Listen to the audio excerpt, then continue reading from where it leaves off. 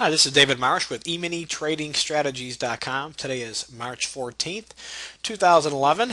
As I mentioned last week, I'm going to try to get some more videos up on the blog. So we had a quick day today, nice one and done day. We had a couple of good trades actually.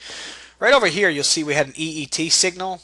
Now this happened right at the opening bell. And what I like about this trade is that we're coming out of no zone, so it's considered a super EET.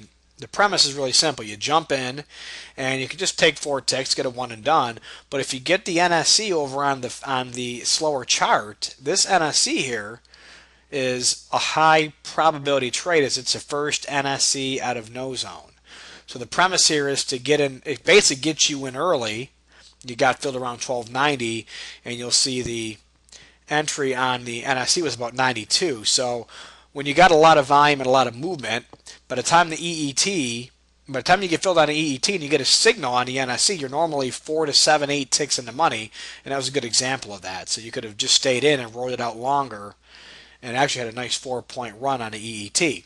Now the downside of this is that it happened so quick. We opened up, it signaled, and 1 or 2 bars printed, and bam, bam. I mean, if you were quick, you were ready, you got filled.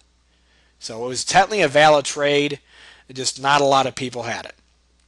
Okay, but if you missed it, is what it is. Nice NSC one and done, and we're done for the day. And we then had another short NSC that was a nice winner. In fact, a lot of my students are working out what I call chop money trading and doing a 5-point challenge and are using conviction to stay in trades longer.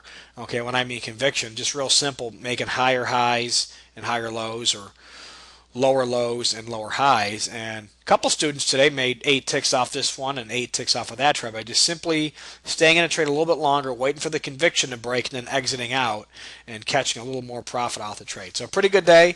Thanks for watching, and we'll see you on the next video.